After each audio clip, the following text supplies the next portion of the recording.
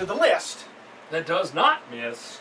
Here on episode 79 of Top Rope Rowdy, I'm Mike Hogan. And I'm just a cop. And let's get started talking about the semifinals of the King of the Jobber tournament right here at Top Rope Rowdy. In the first match in this bracket, we have number 1 with a bullet. Seed Virgil, a.k.a. Vincent, a.k.a. Curly Bill. The man who put butts in the seats at Wembley Stadium. He sold it out. Taking on the number 7 seed, Leapin' Lenny Poffo. Who probably would be able to sell out in Wembley Stadium before Virgil ever could. Yeah, you're right. Just saying. Oh, he's teaming with his brother Macho Man? We're buying tickets. And in an upset, I say it's an upset, a number 7 seed defeats the number 1 seed as Leapin' Lenny Poffo picks up the win and goes to the final. It's an upset just by the number alone. Yes. In reality, it would definitely happen. Yes. Because that's horrible. What? That's horrible. In the next match, we have the number 9 seed, George, Mr. Number 1, George South. Taking on number 3 seed, Brooklyn Brawler. A.K.A. Abe Knuckleball Schwartz. A.K.A. Steve Lombardi. A.K.A. Kimchi. A.K.A. Doink the Clown. And, of course, Brooklyn Brawler. And many others. And many, many others, probably, yes. He just jobbed on down He might have been. He better have been Max Moon at one point. We don't know. If they need him. Hey, we need a who guy. You. A who guy. Glue some hair on your chest and go. And he is also, when he turned heel, when he was in the new ECW, he turned to the Boston Brawler. So stupid. Well, we're going to give you a push. He's only 50-something years old. Yeah, I know. What's his thing? So, and another upset. Another upset. No, it's not upset. That's not upset. Sorry. Number 3 beating number 9 is not an upset. No, but number 1, George South. The number 1 threw me. That's what threw me, yes. Yes, but George South is a great jobber, and on any list, yes, he's in the top echelon. I mean, Ric Flair, when he wanted a jobber in the territory, Ric Flair requested George South. George South also a great trainer, training Cedric Alexander and Tessa Blanchard, amongst many, many others. But on this day, he is beaten by Brooklyn Brawler. This day in October 2015. So our finals are set, and they will be revealed next week on episode 80. What a big show it's going to be. Yes, it will be.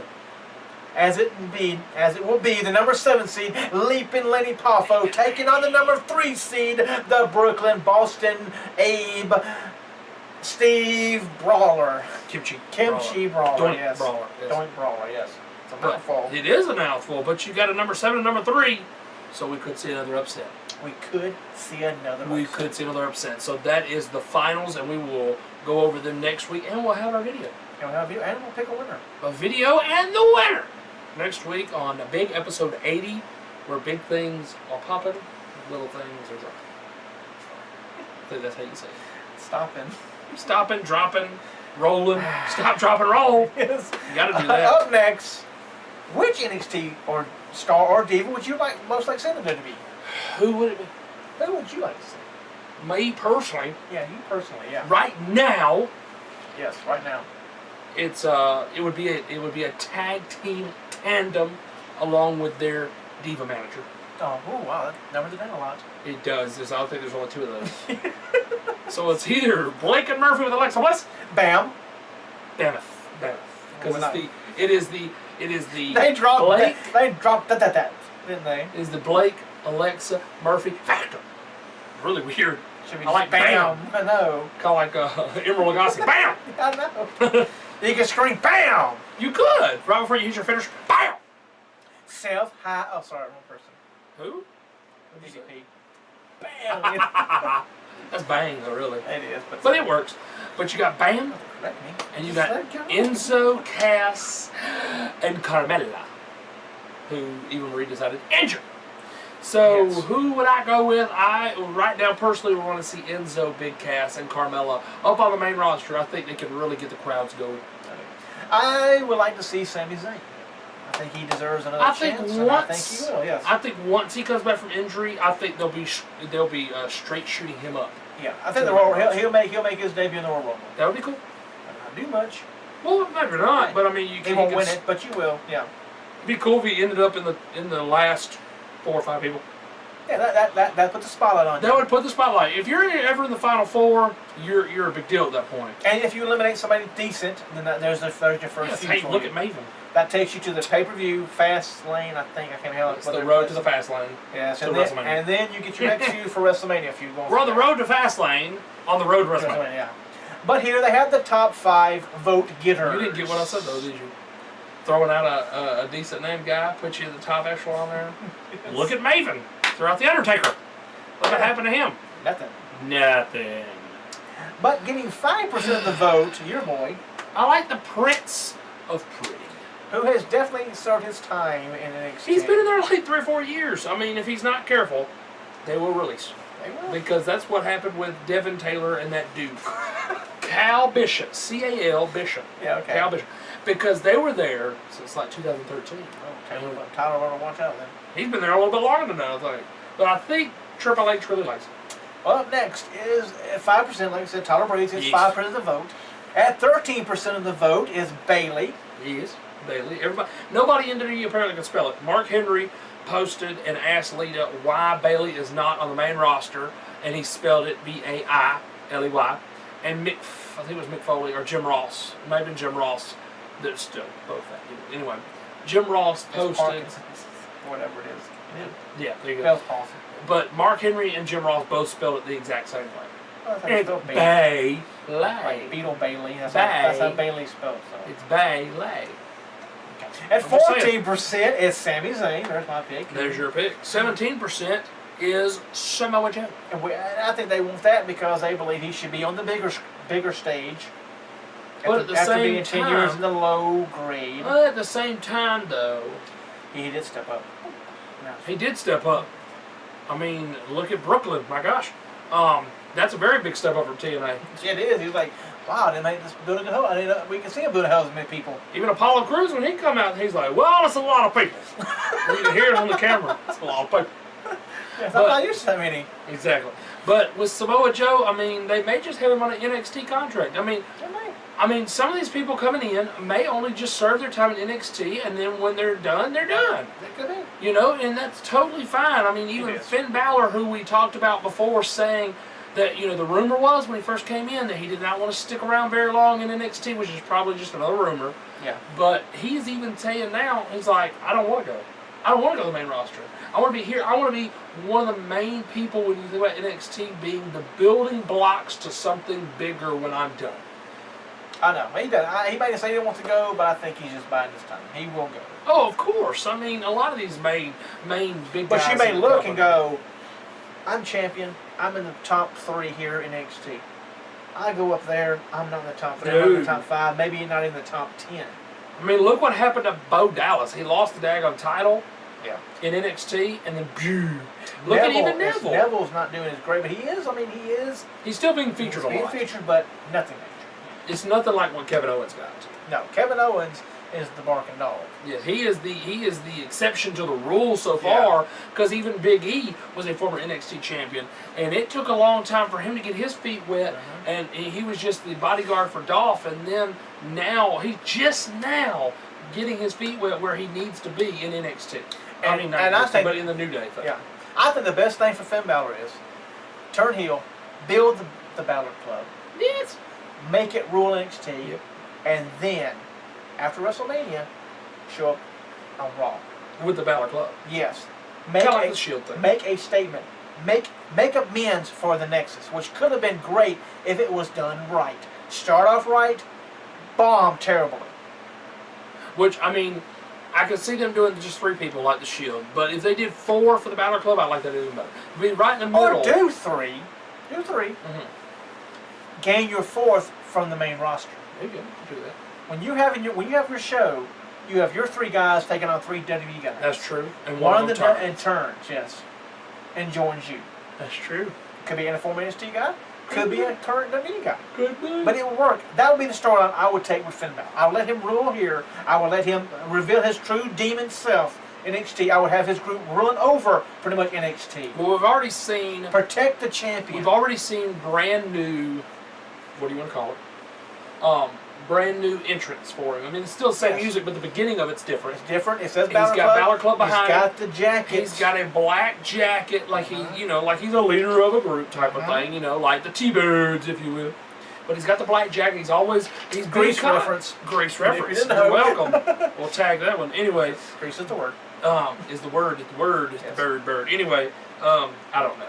Anywho, but he takes the jacket. He's braggadocious in a way because he's always showing that belt off, showing the belt off as he pulls the jacket back.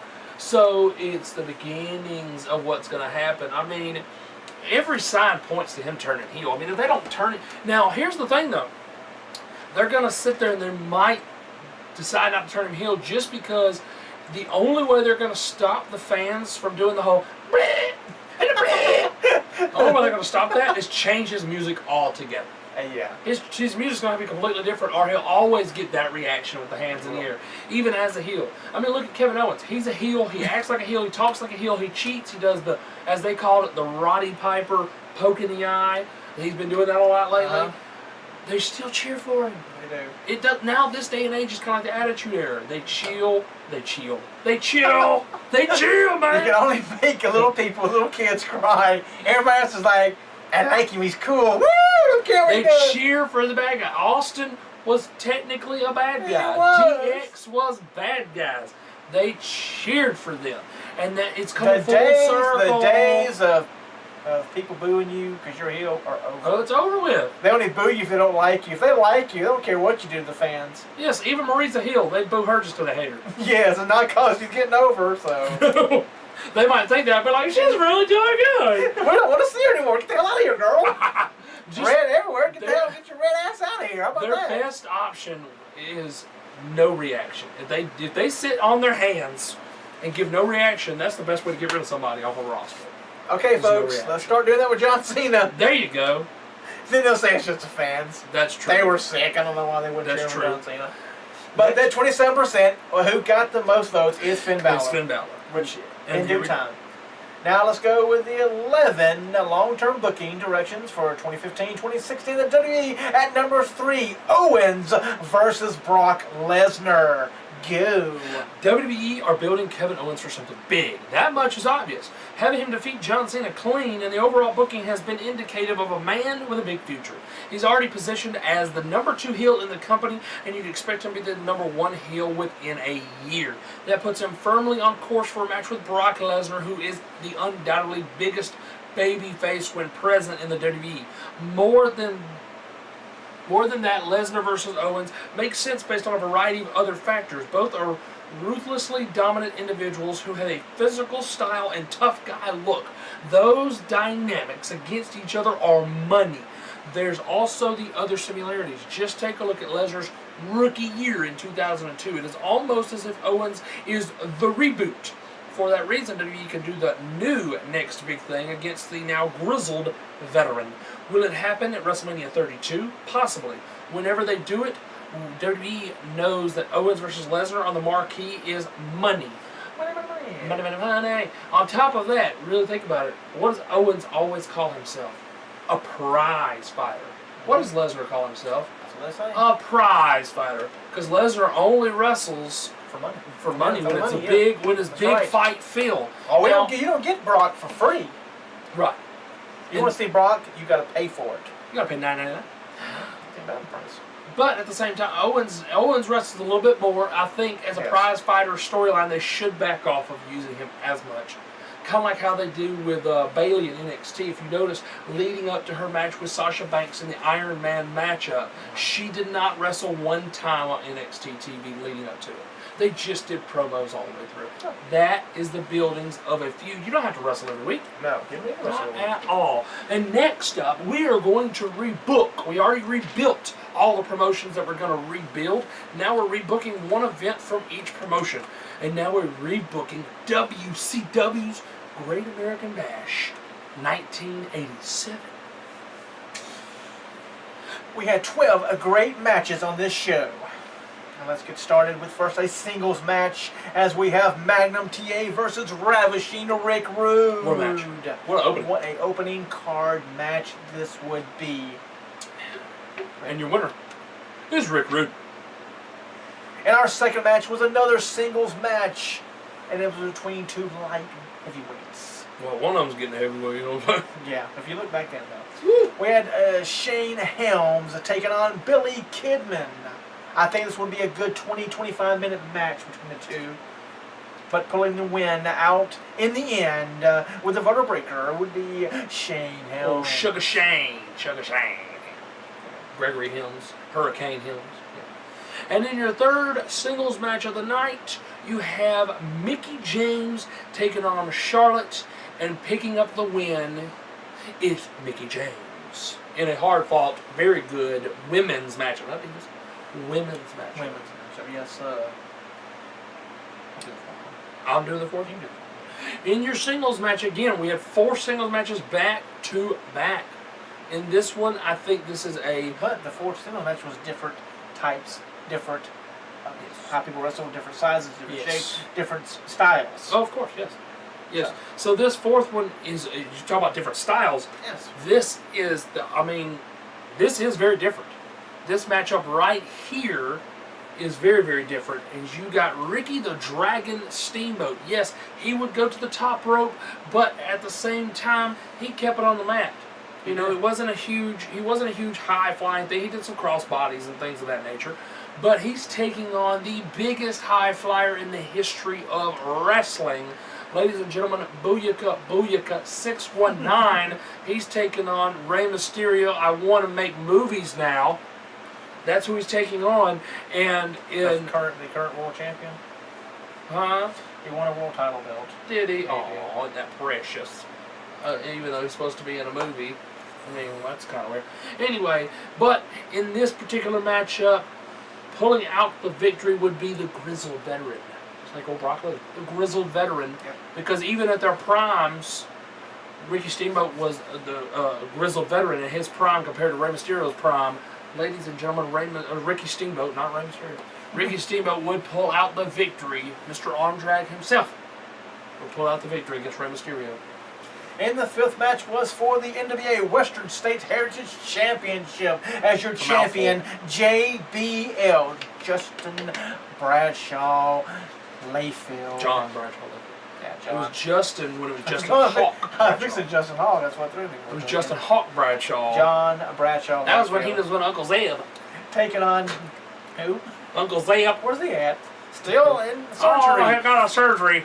Taking on 12 months ago. Kerry Von Erich. And this would be a very hard-fought match. It would be. Texas taking on Texas. What is the clothesline from hell taking on the discus punch? Exactly. The tornado punch. Which one would connect first? And ladies and gentlemen, JBL will retain his title after hitting Kerry Von Erich with a devastating clothesline from hell. That's true. That's very true. Next, you have a tag team encounter with the Hart Foundation taking on Cesaro and the very last gentleman to be trained in the Hart Dungeon, and that is Tyson Kidd. Pulling out the victory would be the man who knows every trick up the Hart Foundation sleeve, and that is the son-in-law to Mr. Jim Neidhart. Cesaro and Kidd pulling out the victory. Of course, they're going to have the daughter of Jim Neidhart. I know. Whose corner? Would she be in the corner of her husband, or would she be in the corner of her father? There you go. That would be a big question for this tag team match. That'd be a great matchup. Now we have the UWF Tag Team titles up for grabs of the champion, the Hollywood Blondes, Stunning Steve Austin, Flying Brian Pillman, taking on Beer Money, Bobby Roode, and James Storm. And in an, I think would be an upset. It would be. Beer Money would pick up the championships over Hollywood Blondes. There you go. And then the 8th match of the night, you have a singles matchup in another women's encounter with two of the greatest, I would have to say that, two of the greatest women's wrestlers of all time. You have Trish, give me that Stratusfaction, taking on Medusa. And the winner of this match is Trish Stratus, who has the record for the most women's championship reigns.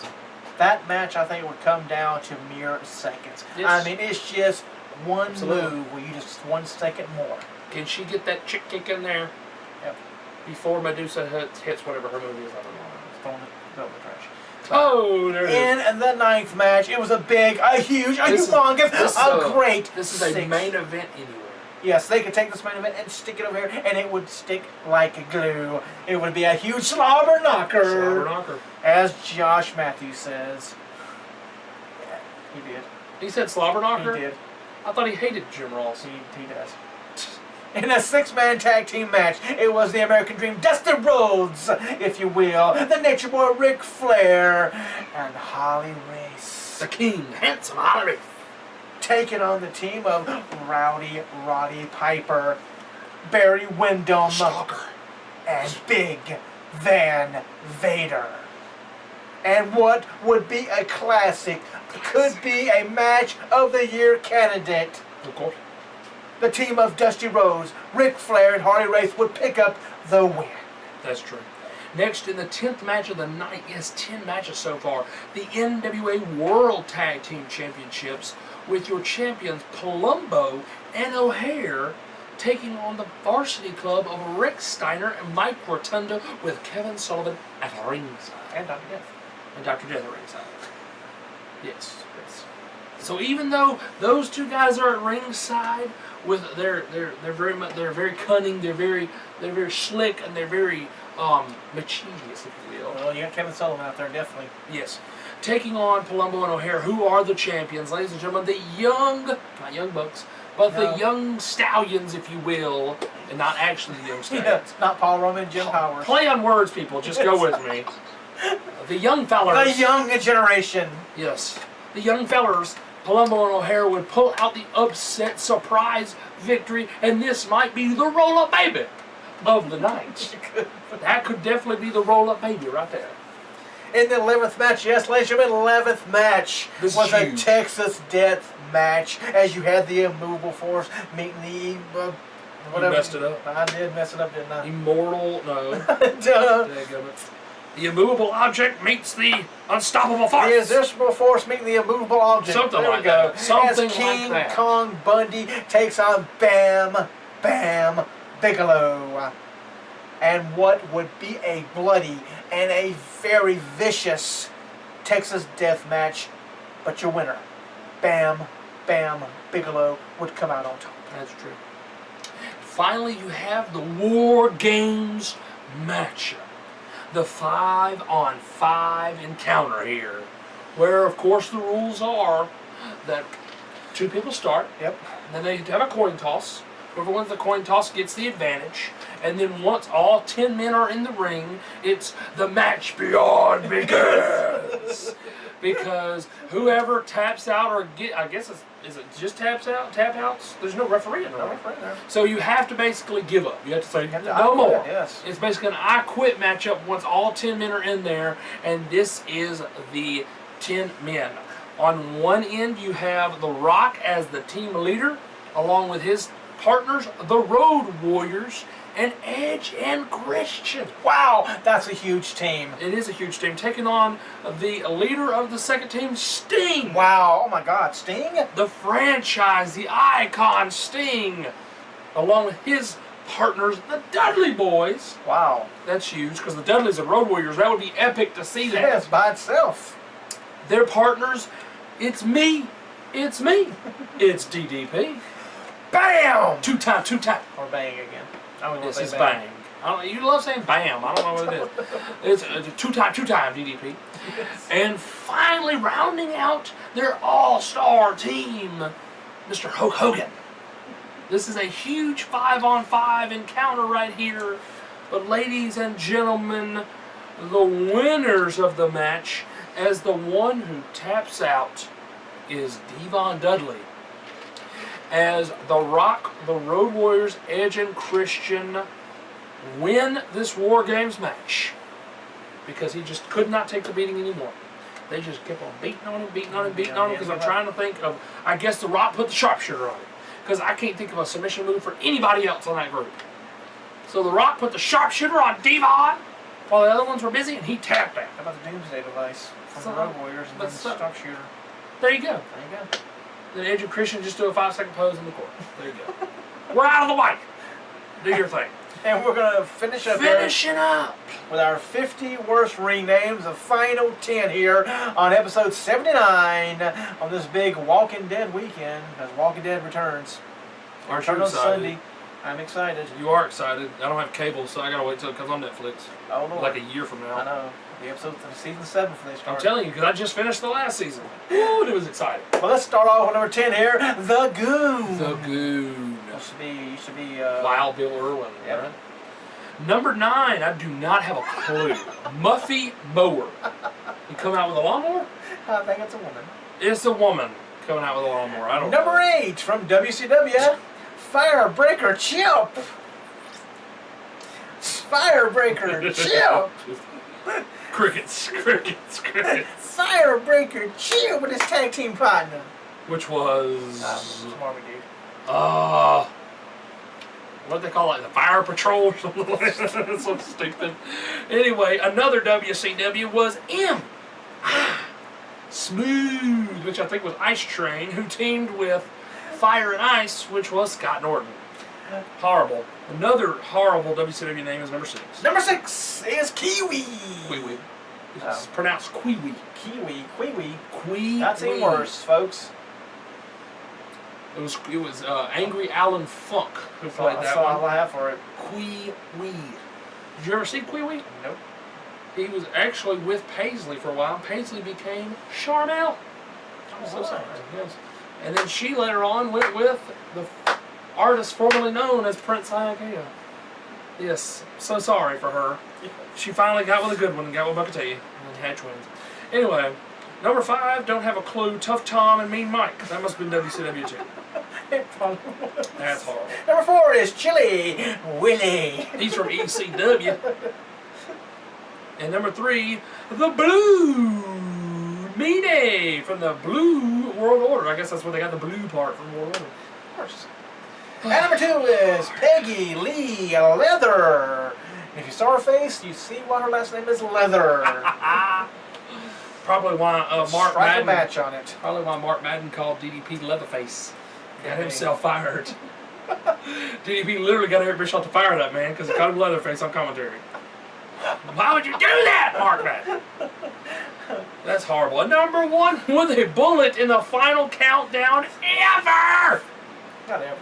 Maybe not ever. We might throw them in there every now Like and then. this, we'll throw them in there. You don't We'll never throw know. 'em in You there. never know. You have a surprise never know. countdown. There's one thing you know for sure about Top Rope Reality, and that is you never know. That's true. Number 1 is the creation of the guy who worked for Pizza Hut and then is Jim Hurd. He was an executive for Pizza Hut, and what's that other guy's name? The guy who is in charge of WCW, who owned it. Ted Turner gave his friend a job, and that was Jim Hurd, and he created the Ding Dongs. Literally, they were 2 skinny guys in a flesh-colored suit, and More they pink. Yeah, it's pretty bad flesh color. Yes, it's more flesh color because of the play on words there, and they literally had bells attached to their boots everywhere, I guess. Ding-a-ling-lings. And their ding-a-ling-lings fell off all the time. And had a bell at ringside. They could they rang the bell too. But their daggone the bells attached to their suits kept falling off. I'd hate to be slamming on a stupid bell. Ow. But yes, so that is the worst ring name ever. Is the Ding Dongs. It. So, ladies and gentlemen, that is it for episode 79. And next week Send the books, babies. On the big episode 80, ladies and gentlemen, we rebook WCCW's first Von Erich Memorial Parade of Champions. Never heard of it? Me neither. Plus a moment with Jeb Salvage. Right here, folks. He'll be right here answering all your great questions. Plus, Don't gonna be wrestling. Plus, we continue on with 4 more Survivor Series pay-per-view reviews because we know you love them. We can't ever run out. We got to keep finding stuff. We got plenty. Yeah. 11 long-term booking directions for WWE in 2015 and 16. Ringside News, the list that does not miss, that includes the King of Jobbers Tournament Finals, Lanny Poffo, number 7, versus number 3 seed Brooklyn Brawler, plus a whole lot more because you never know what's going to happen in the world of wrestling from week to week. I know who's coming, who's going, who died, who got hired, who Got fired. Yes. Who company shut down, who reopened. It's this. Will Global Force ever get a TV deal? Probably not. No. Unless it's overseas. And what about Jay Roberts and his TV deal? What do you think of that? Yes. Because they're in Vegas as well. There's a whole lot going on. Episode 80 is going to be huge, ladies and gentlemen. So send in your questions, because I know Jeb loves to answer each and every one with his 80s mind and his 80s body and his 80s attitude. That's true. Yes. What a slogan. He goes back in time. Back in time. Well, I want to thank each and every one of you for watching this week. And like I said, I started saying each and every week, we'll keep doing this till we get it right. I'm Mike Hogan. And I'm Justin Carter. Thank you again for watching. We'll see you next week for big episode 80. Where we hit the reset button. Yeah. Not at 80. Not at 80. After 80. But Big it starts things, up after big that. things popping, little things stopping. Yes. And dropping and rolling and all that. Yes. And we'll see you next week. Episode 80.